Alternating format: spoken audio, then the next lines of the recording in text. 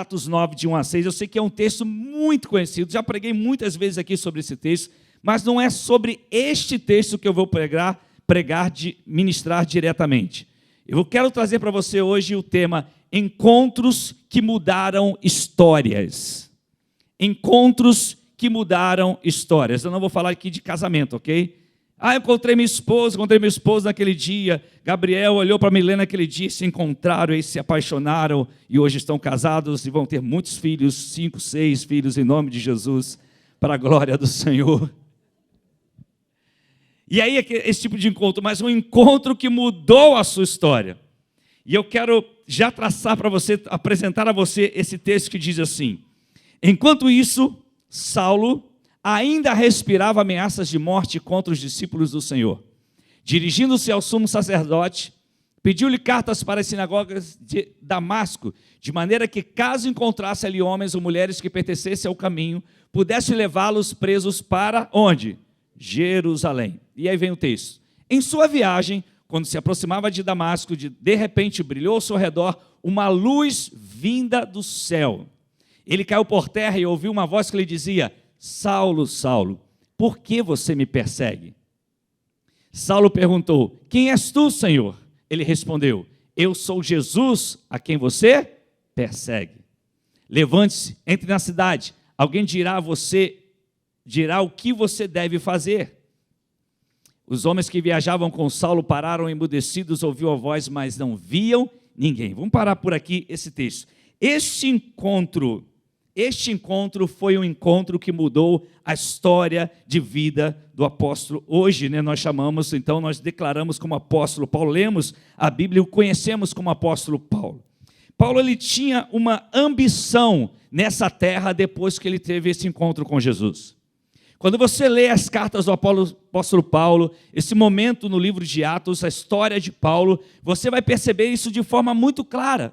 Quando ele se encontra com Jesus a caminho de Damasco, Paulo, então, ele no seu coração tem uma ambição.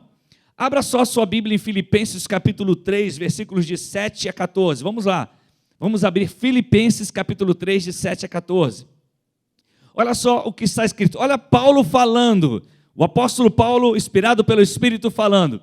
Acompanha comigo. Mas o que para mim... Quem está falando aí? Quem está falando aí, irmão? Vamos lá.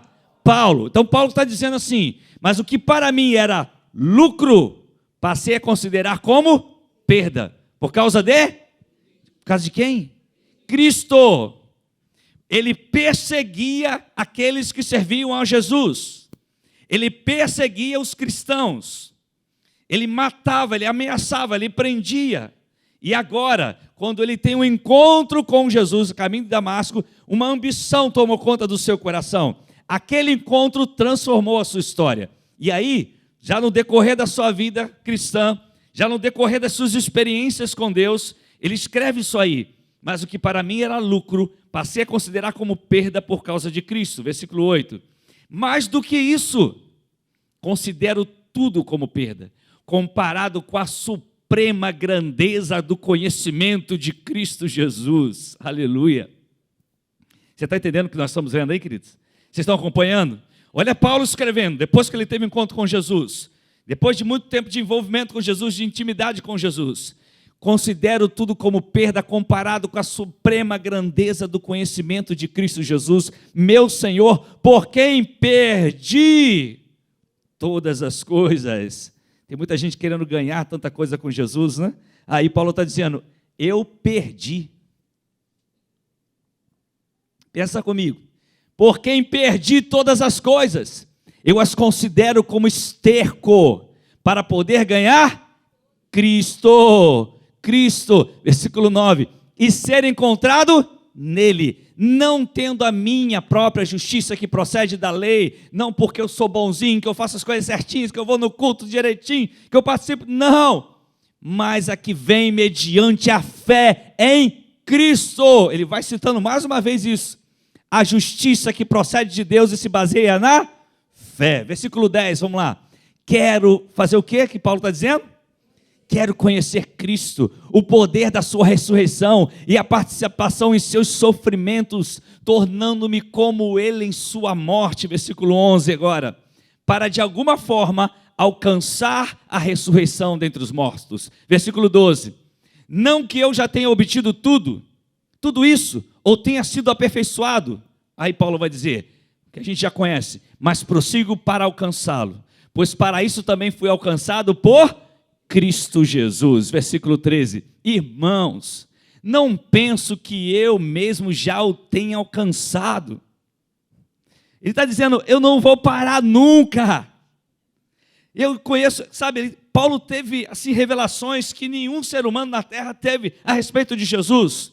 Mas ele tinha consciência, não, eu não alcancei ainda. E o que eu vou fazer então? Esquecendo-me das coisas que ficaram para trás e avançando para as que estão adiante, prossigo para o alvo. Aleluia! A fim de ganhar o prêmio do chamado celestial de Deus em Cristo Jesus. Não é revelado por homem, por nenhum ser humano, é por Cristo Jesus. Aquele encontro de Paulo com Jesus, de Saulo naquela época, foi extraordinário. O que Paulo viu, o que Paulo ouviu, aqui, a partir daquele momento, tornou-se a razão de sua vida. A razão de sua vida tornou-se, o seu propósito era conhecer Jesus. Ora, ele viu Jesus, ele ouviu Jesus a caminho de Damasco, mas ele diz, eu vou prosseguir em conhecer Jesus. Você acha que conhecer Jesus é só vir domingo na igreja? É só levantar uma mão e está tudo fechado? Não, é um caminho, é um processo, é uma caminhada, é uma jornada. E Paulo colocou isso em seu coração. Olha só o que está escrito em Gálatas capítulo 2, versículo 20. Olha o que está escrito em Gálatas capítulo 2, versículo 20. Paulo escrevendo também, depois do seu encontro com Jesus, preste atenção. Fui, o quê? Crucificado com Cristo. Assim, já não sou eu quem vive. Irmãos, chegar nesse nível aí, é o nível que todo cristão tem que buscar, alcançar. Essa é a meta. Fui crucificado com Cristo. Assim, já não sou eu quem vive, mas Cristo vive em mim. E a vida que agora vivo no corpo, vivo-a pela fé no Filho de Deus, que me amou e se entregou por mim. Aleluia! O que aconteceu com Paulo depois daquele encontro extraordinário? Sua vida só tinha um propósito: conhecer Jesus, prosseguir em conhecê-lo. Ele viu, ele ouviu, ele ficou cego. Veio depois o profeta sobre a vida dele. E aí ele começou a enxergar e foi buscar conhecer Jesus. Paulo era um homem intelectual, Paulo era um homem muito sábio, Paulo era um homem de muitos conhecimentos, ele era um homem que tinha um nível intelectual altíssimo, mas Paulo, ele prosseguiu em conhecer Jesus, ele queria conhecer aquele Jesus que no caminho de Damasco falou com ele, ministrou sobre ele e transformou a sua história. Quando nós olhamos para a Bíblia, queridos, nós vamos ter centenas e milhares, talvez, de histórias em que Deus transformou vidas. Eu quero citar para você apenas 3 nessa noite e nós vamos terminar por aqui. João capítulo 3 fala de um encontro extraordinário. João capítulo 3 fala do encontro de Jesus com Nicodemos. O encontro de Jesus com Nicodemos. Havia um fariseu, a partir do versículo 1, diz assim, João 3, a partir do versículo 1. Havia um fariseu chamado Nicodemos, uma autoridade entre os judeus. Ele veio a Jesus à noite e disse, mestre, sabemos que ensinas a parte de Deus, pois ninguém pode realizar os sinais milagrosos que estás fazendo se Deus não estiver com ele. Em resposta, Jesus declarou, digo-lhe a verdade, ninguém pode ver o reino de Deus se não nascer de novo. Perguntou Nicodemos, como alguém pode nascer sendo velho? É claro que não pode entrar pela segunda vez no ventre da sua mãe e renascer. Respondeu Jesus, digo-lhe a verdade, ninguém pode entrar no reino de Deus se não nascer da água e do Espírito. O que nasce da carne é carne, mas o que nasce do Espírito é Espírito. Aleluia! Quem era Nicodemos, queridos? Nicodemos, ele era um fariseu, ele pertencia a essa seita, vamos dizer assim, ele era o principal, ele era um doutor da lei, ele era um ministro naquele tempo, um mestre do Sinédrio. O Sinédrio era como se fosse a Corte Suprema dos judeus. Era como se fosse o nosso STF hoje. Então, o nosso querido Nicodemos, ele era o ministro do STF dos judeus. E ele era um homem, né? Cuidado com o que a gente fala, né?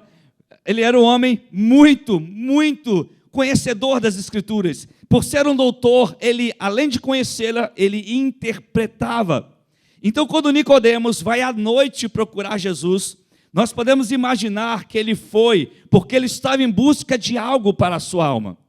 Aquele encontro iria transformar, talvez, a vida